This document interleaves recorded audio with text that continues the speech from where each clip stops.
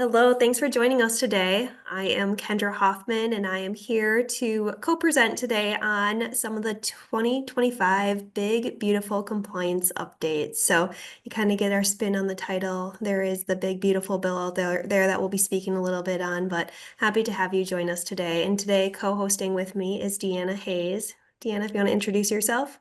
Hi, everyone. Thank you for having me. I am an attorney at Ogletree Deakins, and I focus on labor and employment law issues. I'm board certified by the Florida Bar in labor and employment law and have been a long time partner with Puzzle, and just really appreciate the opportunity to spend some time with everyone talking about these updates and hopefully putting things on your radar that you need to know and answering some questions and helping you know what to watch over the next coming months. Thank you. Yes, it's been great to partner with Deanna and the Ogletree Deakins team over the last couple years. I'm an HR director, so have been an HR professional for many years and have really worked with them closely on any of our HR items and sticky situations that come up. So happy to take questions throughout today's presentation if you guys do have any. But otherwise, we'll be kind of rolling through our slides. A lot of heavy, big information, so please feel free to ask questions, or we can follow up afterwards on anything that might need clarification as well. All right, and just a quick just a notice, a legal notice that we always give during our presentations as we roll through some of these updates. I think one important thing to remember here, of course, I think lawyers love disclaimers, right? But just that these things are changing in real time, and some of the things we're going to talk about, we just got new information on last week. So make sure that you are not referring to this presentation in December and thinking that everything is going to be 100% current in December, because things are changing quickly. All right, and so Deanna's going to kick us off talking about just some areas specific to certain states. We know that we have a lot of participants today on from Florida. We are headquartered out of Florida, PuzzleHR is, and so if this doesn't pertain to you, we'll move through it quickly and talk about some other state non-compete updates as well, but wanted to definitely outline some of the updates that were happening here in Florida. Absolutely. And this one is interesting. And some states have taken the trend of being more restrictive as far as what employers can establish for non-competition agreements. And in Florida, we've kind of seen the opposite occur. So we thought it was interesting and something that we wanted to talk about. So Florida already has a pretty generous restrictive covenant statute that would govern non-compete agreements and non-solicitation agreements in Florida. And this new law does not change those existing statutes, right? So if you have an agreement that is written under the existing statutes, you're going to be okay, but you still may want to revisit it because this new law gives you some additional options that you might want to consider when it comes to non-competition agreements in Florida. So this is the Choice Act for short. It became effective on July 1st. And it really adds two new types of non-compete agreements that can be available to employers. So the first thing that you need to know is for these new options, they're only applicable to covered employees. Covered employees are defined as either employees or independent contractors, interestingly, that earn a base salary that's at least twice the annual mean wage for the specific county where the employee works or where the employer has its principal place of business. And this is a base salary determination only and would not include bonuses or commissions or other types of compensation. So this is the first time that we're seeing any type of minimum pay requirement in Florida to be able to take advantage of a non-competition agreement. So make sure that you're aware of that if you think this is something that you might want to take advantage of. Also, it only applies to a covered employee who maintains a primary place of work in Florida, or an employer whose principal place of business is in Florida, and where the agreement is governed by Florida law. So that's important. So if you are a Florida-based company and you've got one employee working remotely in New York and a New York court gets this agreement, they're probably not going to enforce it because that would not be governed by Florida law. And Florida's laws are going to be very different from New York's laws. So a court would not recognize and apply those laws. So this really is limited to Florida in scope. Looking at the next slide, we can kind of see the two options. So one is going to be a true non-compete agreement that can go as long as 4 years. So right now, under Florida statute, any restriction that is less than 6 months in duration is going to be presumed to be reasonable. And anything longer than 24 months is presumed to be unreasonable. There are some exceptions for the sale of a business, but really that 2-year limitation is going to be the upper ceiling of what a Florida court is going to enforce in most circumstances. So this would potentially give a business 2 additional years, making that period 4 years. In order to take advantage of the non-compete side of this, there are a few other requirements that we'll talk about in a second. The other option is a garden leave agreement. And so what a garden leave means is essentially you are paying an employee to sit out. So that employee would continue to receive their salary and certain benefits while they're no longer working for you, as long as they're not competing with you. They may still be able to work for non-competitors, and the employer would have the option to shorten that 4-year period upon 30 days notice. So that's a long time. I mean, most employers, I don't think, would consider it a good financial decision to be paying people to sit out for 4 years under normal circumstances.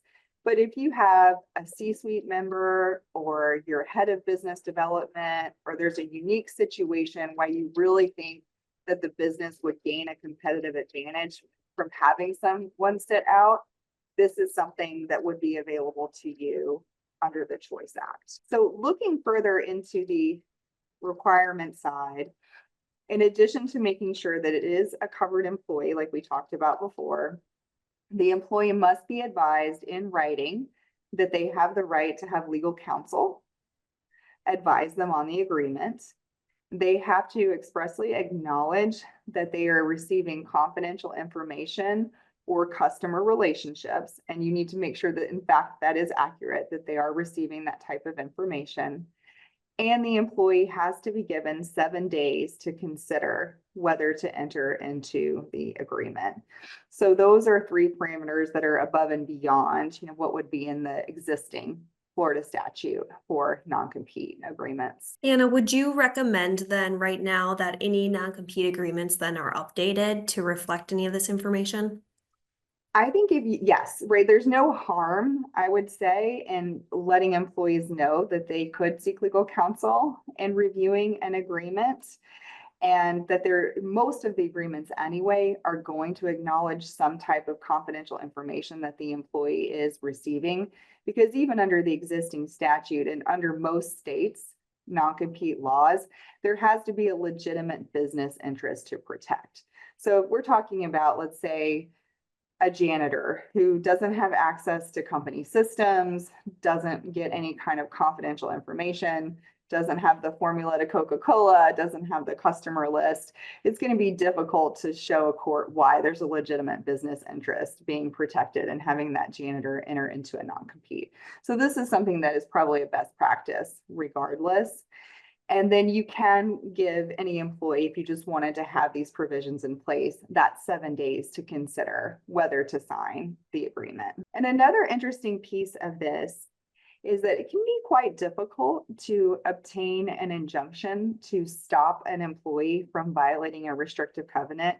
It almost goes through a mini trial type process to get a preliminary injunction, and a business would have to, at a basic level, show harm or imminent harm from the employee violating that restrictive covenant or non-compete provision. This takes away some of that under the Choice Act and basically says that the injunction is going to be automatic or presumed as long as all the requirements of the Choice Act have been followed. So this is very new, and we're going to be watching to see how courts actually enforce this, and if they do very easily go ahead and enter those injunctions, or if it will be a more in-depth process like we've seen under the existing Florida statutes. So looking at some other state trends, because I know we have some in the audience who are all across the country in other states or in multiple states. One thing I just want to make sure that we're all on the same page is we're talking truly about non-competes here. So when you have a non-compete, it typically is that an employee cannot work for a competitor for a certain amount of time in some geographical area, right?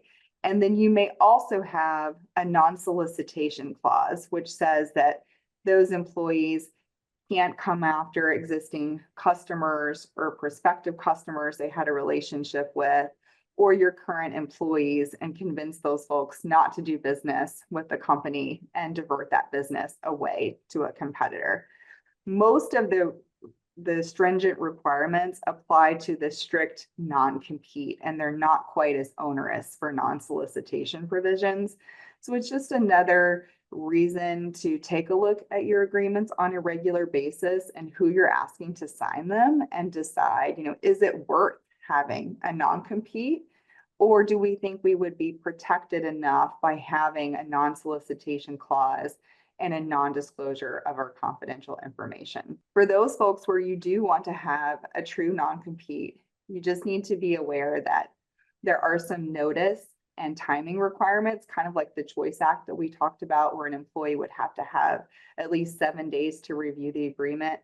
There are some other states that have timelines like that, or that say it has to be presented to an employee within a certain amount of time before they start work or after they start work to be valid.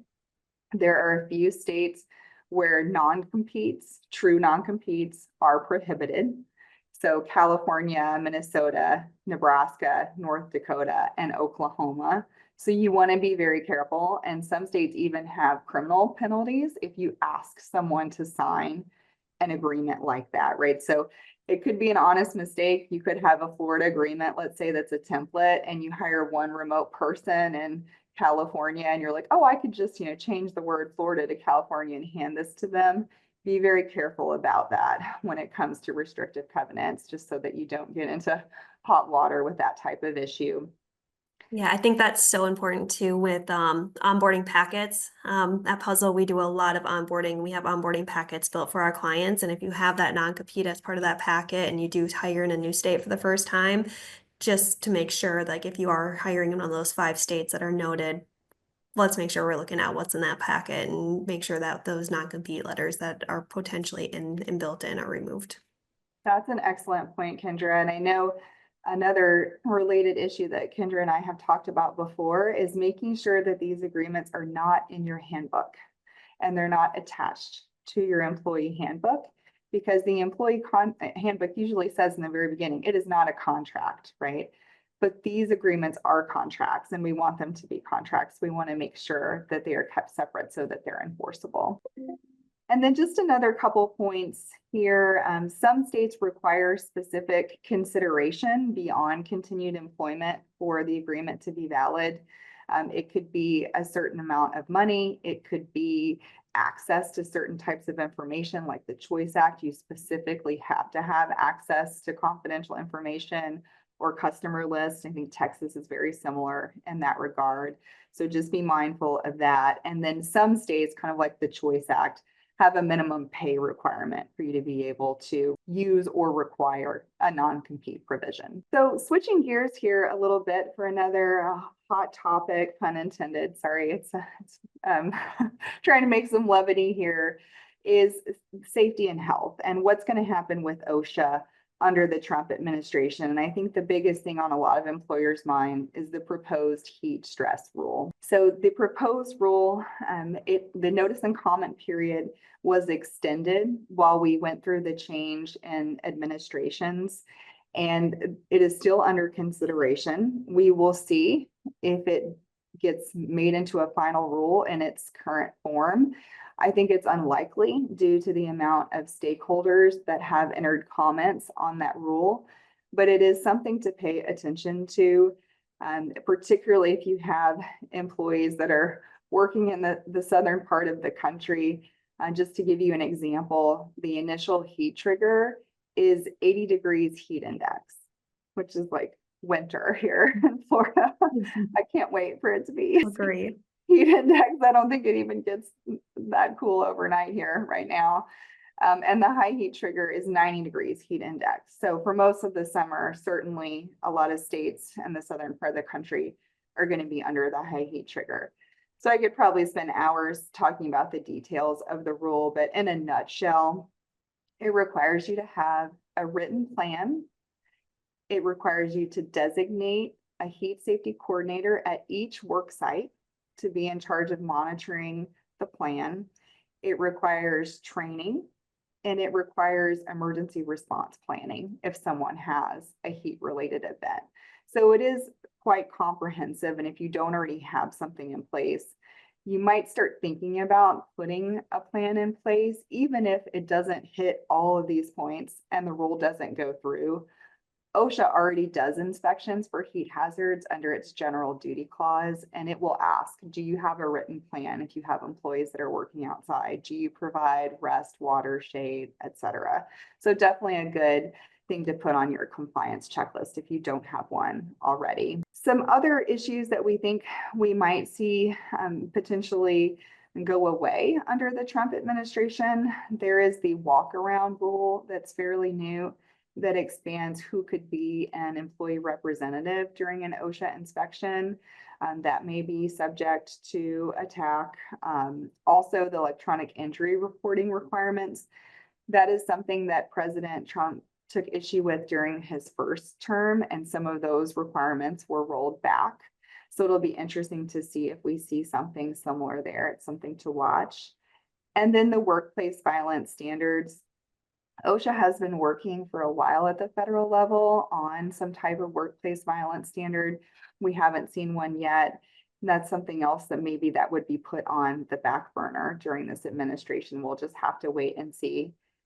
And if you haven't had the pleasure of being involved in an OSHA inspection in the recent past, the fines can be quite hefty. So for a willful or a repeat violation of an OSHA standard, the maximum penalty is $165,000 and change, and you can be cited for more than one violation on a citation. So if you did have a heat inspection, heaven forbid you had an employee who had a heat-related event, and OSHA said you didn't put forth enough precautionary measures, et cetera, to protect employees, it could be a big monetary fine. So just recently, and I think this just shows a shift again on the enforcement priorities of the agency. On the 1st of July, OSHA published 26 regulatory proposals. So all of these are just proposed rules.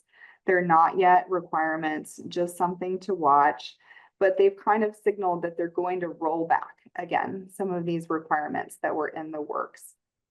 So one example is OSHA's interpretation of the general duty clause.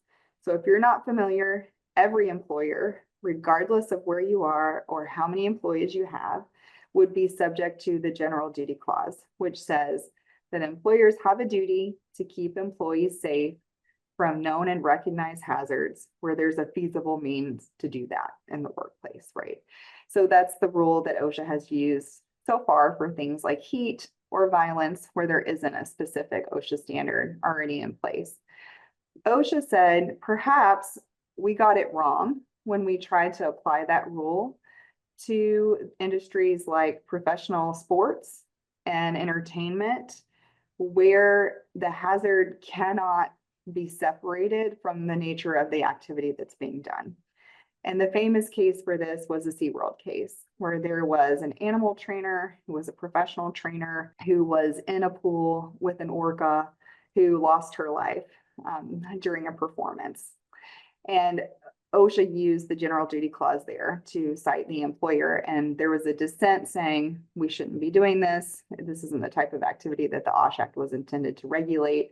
And now this proposed rule has said, we're going to adopt that dissent and no longer use the general duty clause to regulate this type of activity. They also withdrew a proposal to add musculoskeletal, I can't say that word every time I try, disorders on the 300 logs. So that will no longer be a potential column where you have to report.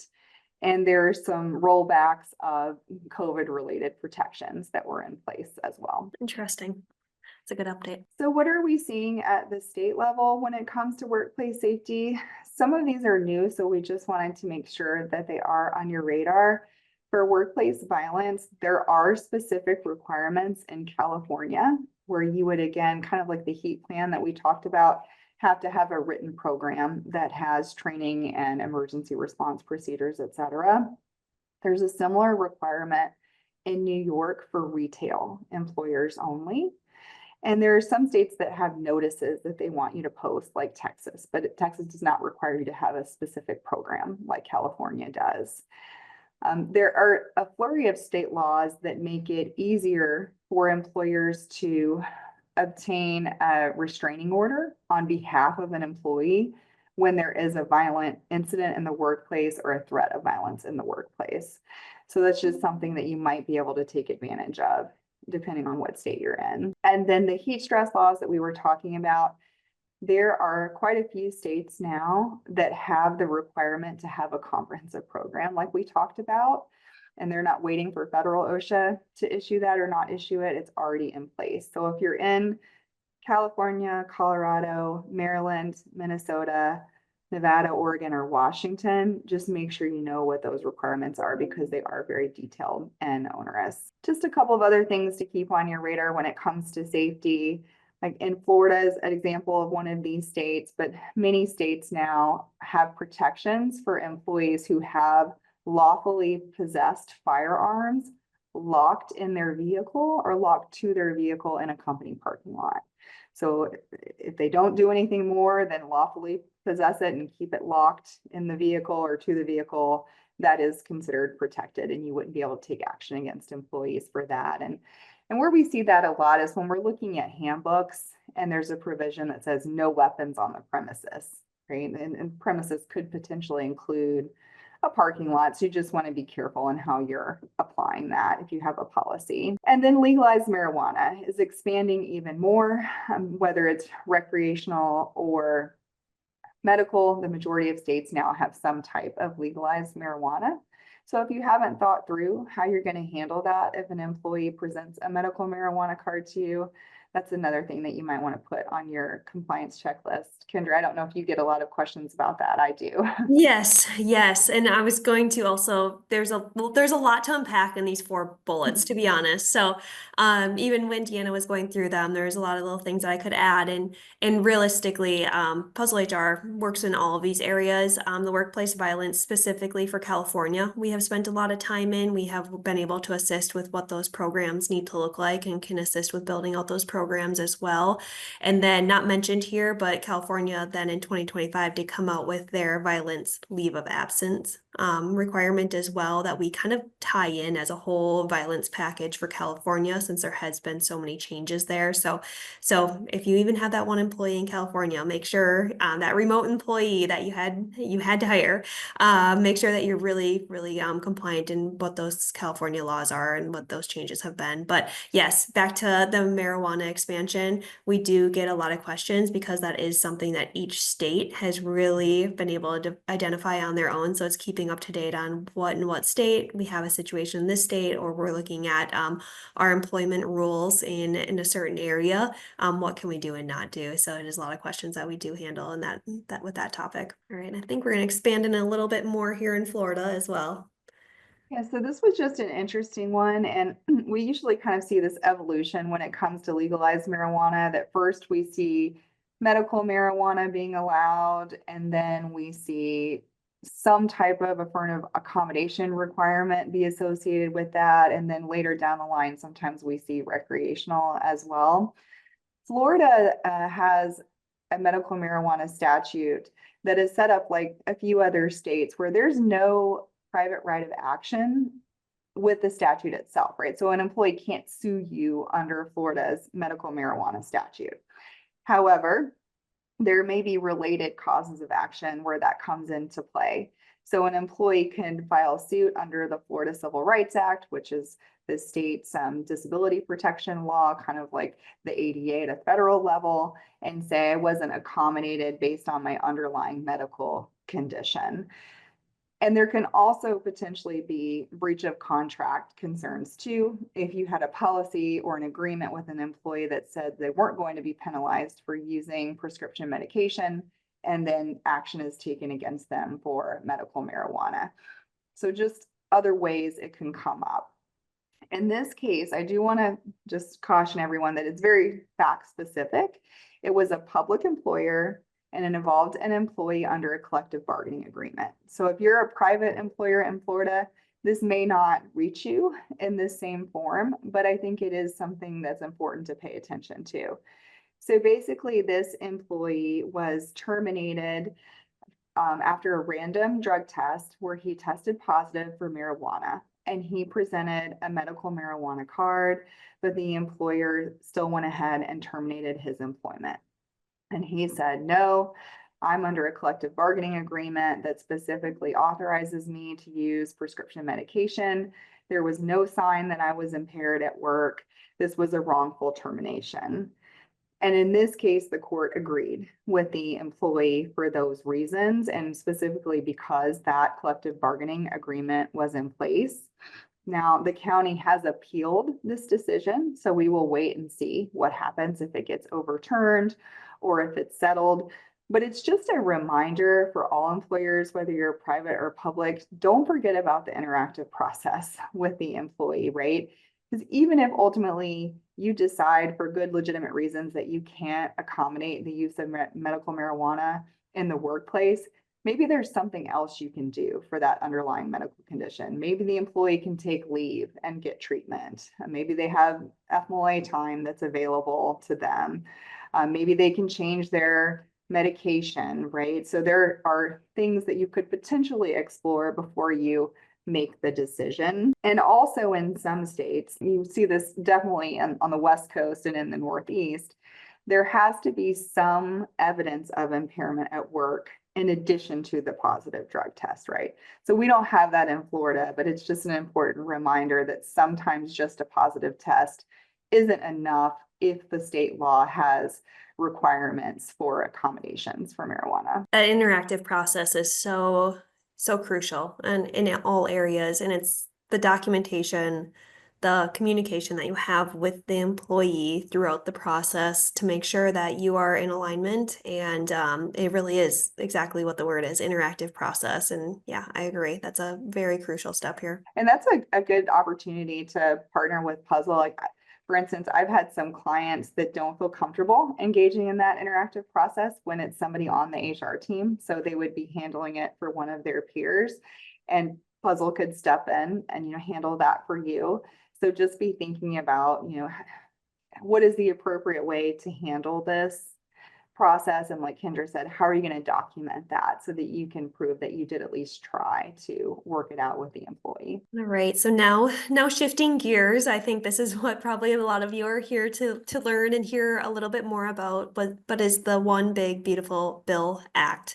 So here at Puzzle, we do call it the OBBB, just to keep it a little bit shorter, but it was signed into law at the beginning of July. So we are still at the point of just really understanding it. There is a lot more details we are waiting on as well to be able to fully understand all of the components of it, but we'll talk through kind of where we're at today and what we know today. Absolutely. And some of the talking points here too, we borrowed from Sherm's presentation on this because we thought it was a good perspective on how to present it as an HR professional to your teams, or to as an office manager to your teams, of what are the benefits and what are the individual's obligations to be able to take advantage of those benefits versus the company's obligations. So some pieces of this that you will see involve credits, right, that may be available to certain businesses for different reasons. And the first one that we have here on our list is the paid family and medical leave credit. So this would extend and enhance the paid family and medical leave tax credit.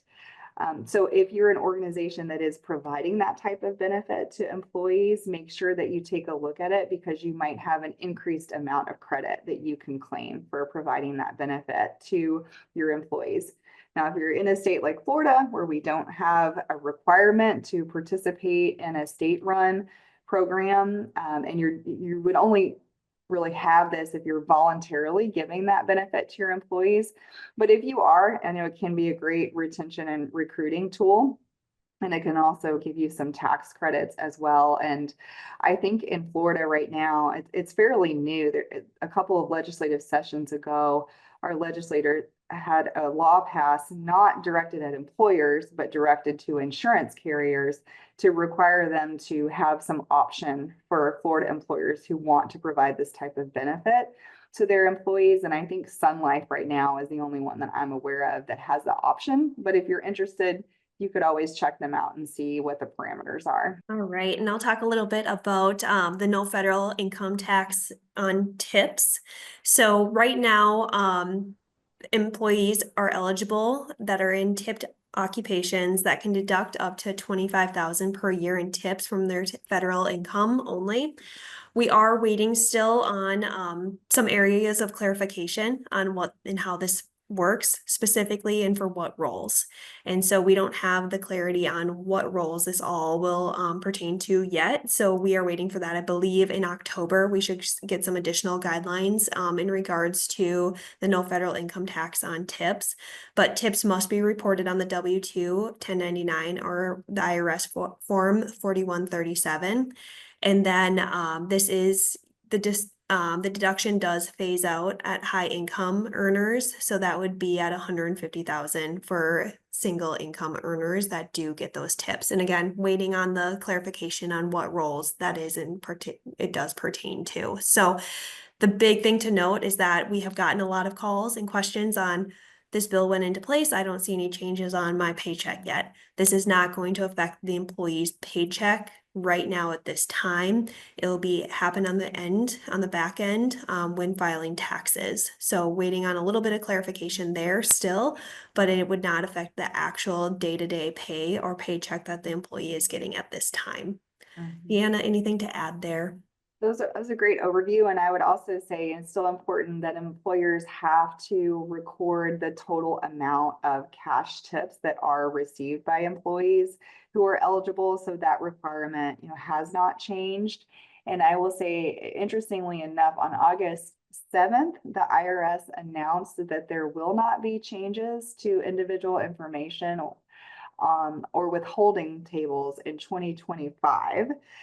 But they did say that there will be changes in 2026, and there's already sample information on the IRS's website of what that might look like. And at PuzzleHR, we do have an FAQ. We have shared it with some of our clients that do have those employees that do have questions on why they're not seeing this yet. And again, it's just the clarity and the clarification on the bill and how it does affect the employee. So if you're wanting the FAQs, please reach out to either myself or one of your partners here at Puzzle, and we can get that over to you. And then there is a good example that is given here on how those tax deductions can work up to certain amounts of income. All right. And then another big topic that we get a lot of questions at is the no federal income tax on overtime. So overtime wages are exempt from federal income tax only. The overtime deduction is capped at 12,500 for single filers and then 25,000 for joint filers. And this only applies to the portion that exceeds regular hours. So if it's the half or the time and a half over that. So it applies to hourly workers earning overtime pay under the FLSA, so the Fair Labor Standards Act. And so as a salaried employee, that does not count for you. This is one that we're also waiting on a little bit of clarification on, but again, this will happen at when filing taxes and going through some of your tax filing towards the end of the year. So I know employees are kind of seeking updates right now. We will get that, and it will be updated when you're doing your filing of your taxes. Any kind of areas to add there, Dee Anna? Just similar to the recording of tips, of course, employers have to track the amount of overtime hours that employees work anyway. So you're going to continue to do that and make sure that you know how much overtime an employee has earned. Interestingly enough, in October is the date that Kendra had already mentioned, but the IRS has kind of committed to providing guidance on what might be a reasonable method to approximate the amount of tips or overtime that an employee would have earned over a year. which is going to be interesting because again, it doesn't obviate the FLSA requirement that we have to track overtime hours in real time. So we'll see what that guidance says when it comes out. Yes, and again, we have FAQs on this topic as employees. This is another one where our clients have had a lot of employee related questions, and so have some FAQs that are really assisting our clients on how to handle the questions when they do come up. So another area that's covered here would be the expanded use of 529 accounts. So if you're not familiar with what a 529 account is, it would be an account that covers post-secondary credentialing expenses, and that would include things like even additional K through 12 education, college education, and apprenticeship programs. And I know a lot of employers right now are having difficulty kind of recruiting and retaining skilled workers. So this might be a way and to help the business and help the individual employee. I know a lot of employers are considering establishing apprenticeship programs for the first time or some type of tuition reimbursement program for the first time. So if you're interested in doing that, this is another area that you can explore with your tax advisor or your accounting team or your attorney. So similar to this in the bill, there is an enhanced employer provided childcare credit. And again, the key here is employer provided. It's kind of like that employer provided paid leave that we had talked about a little while ago, that if you are offering this type of program to employees, the amount of tax credit that you can claim as an organization has increased. And then this one is actually on the individual side, but it also improves the child and dependent care tax credit. So if you have employees that are taking advantage of an HSA or an FSA, then the amount of credit that a married couple can claim has increased from $5,000 to $7,500. So that's a significant increase on what could be applied, pre-tax essentially to that income. And then there is another piece of the bill that makes the employer student loan repayment exclusion, which is section 127 permanent, and introduces inflation adjustments. So this is going to be just an improvement again on the ability for student loan repayment options. And then there is also a permanent now fixture for workforce Pell Grants for short-term career-focused education programs. And again, this is just alternative education routes that you might have employees take that don't want to pursue college or four-year universities, that may allow them to obtain kind of skilled labor jobs within your organization.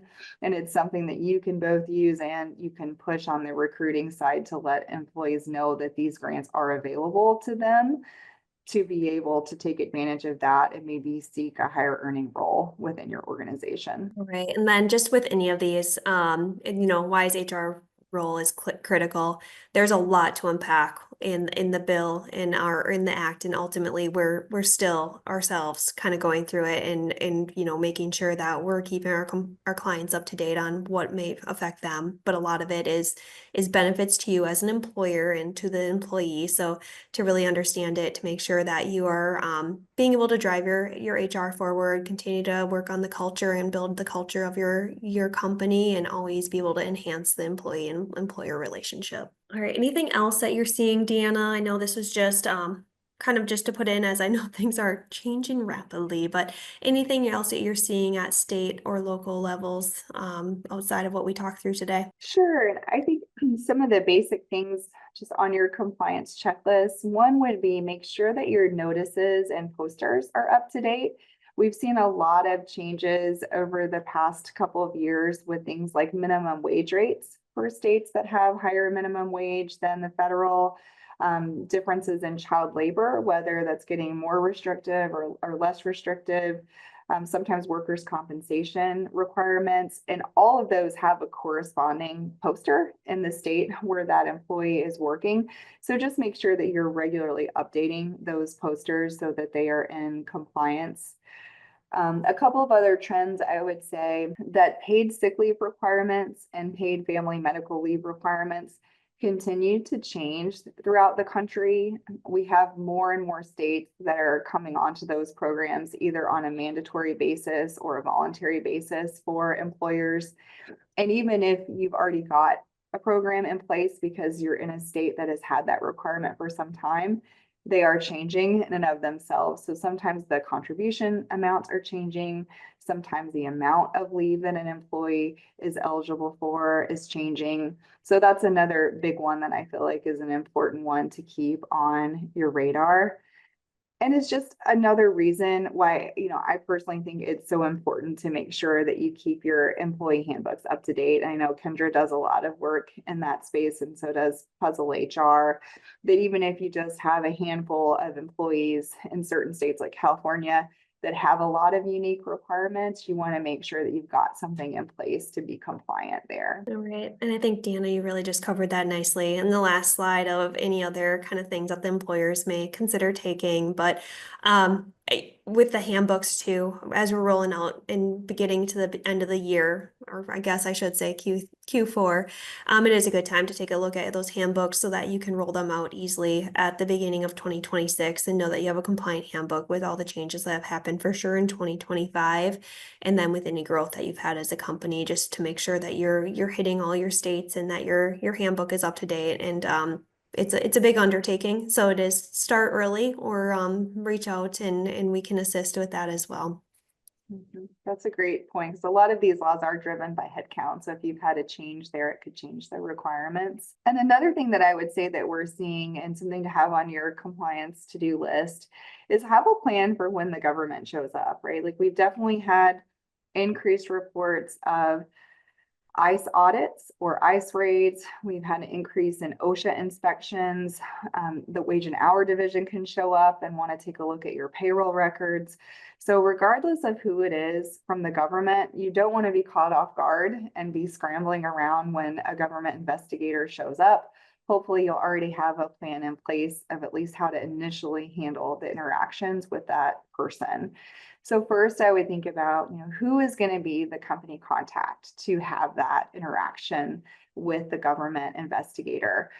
It could be someone from the HR team. It could be an executive. It could be different people, depending upon which government agency shows up. You may want to partner with either an in-house attorney or an external attorney, depending on what type of government agency shows up. But think about those different possibilities so that you would have a call tree, essentially, of who you would need to alert if someone from the government comes on site, so that the right person can get there to escort them. And then make sure whoever controls entrance to your facility knows that information. Like, I can't tell you how many times an OSHA investigator, for example, shows up. They have a badge, or it's not a badge, I'm sorry, it's an ID, but it looks like a badge, especially if you are not familiar. And they flash that to the receptionist and they say, "Hi, I'm here from OSHA and I need to do an inspection. I'm going to need to look at your plant floor like immediately." And the receptionist says, "Oh, sure. We just want to be helpful. Let me walk you over to the plant floor. Let me show you all these things. Oh, look, our poster's out of date. We need to update that." And they're walking around, taking photos, doing an inspection before your safety director or HR or anybody even knows that they're there, right? So that's kind of worst case scenario and what you want to avoid. So just default, make sure that the person who greets them gets their card, says, "Okay, I'm going to get the right person here to help get you what you need. I'm going to ask that you take a seat in this conference room or in this lobby, park them where they can't go anywhere until you get the right person there," to make sure that they get what they need and it's handled appropriately. And then from there, decide, okay, who is going to be part of our response team for an investigation, just to ensure that it goes smoothly, ensure that you evaluate what you're going to give to them before just handing it over. You keep copies of what you give to them. You handle interviews in the right way, etc. So the key message is keep calm and have a plan. And I know Puzzle can help with that as well. Yes, no, that is a great reminder. And I think we went through this last symposium, and earlier this summer, and it was really also at that time, if ice shows up, what does that look like and what does that feel like? So it's that same kind of process that you just outlined, but yes, have a plan in place and so that you know how to handle and are not surprised. And the last slide here, we covered some of these points already, but just wanted to leave you with a little checklist that you can go back to if you're trying to figure out what additional steps you might want to take for compliance. And it's a hefty list. We know these are big projects, but they are important to the extent that you can tackle them or create a schedule during which you want to try to accomplish these different tasks. One other piece that we didn't talk about yet, I think might be take a look at your procedures for job postings and make sure that you're complying with any pay transparency requirements that might be in play that would require you to post a salary range. That's something that's fairly new and that changes pretty often. In addition to that, there are certain states now that have pay stub requirements. So for instance, if you are in California and you're subject to paid leave requirements, the accruals have to be noted on the pay stub in addition to in the employer's systems. So just keep aware of that and maybe review your pay stubs, review your postings. Also, if you have statements that maybe were tied to DEI, have you reviewed those in light of the executive orders that we saw earlier this year? And then background check forms and procedures are another area where we see litigation, often on a large scale. And usually it's just an innocent technical mistake. So if you haven't had your Fair Credit Reporting Act forms reviewed by an attorney, that's another great one, or Puzzle. It's even when the vendor provides them, unfortunately, if the vendor makes a mistake, that doesn't excuse it on behalf of the employer. So another thing just to keep on your list of reviewing on a regular basis. Right. Well, that was a lot of information and a lot of different topics and a lot to squeeze into 1 hour, which I think we did. But thank you all for attending. And I have my email here. So Kendra at PuzzleHR.com. I have been in a partnership with Puzzle here since the beginning. So if the question's not for me, I can get it to the right individual here at Puzzle. But feel free to reach out to myself. And then Deanna's email here is as well. So if you're needing any legal advice, you are welcome to reach out to Deanna at Ogletree as well. So thank you all for attending today. Deanna, anything else from your end before we wrap up? So I just appreciate the opportunity to be with everyone today, and my firm name is there, and we do write blog articles on a regular basis, and those are complimentary. If you want to sign up, we try to write articles as things come out. It's just another compliance resource for you. Awesome. Thank you. You're welcome.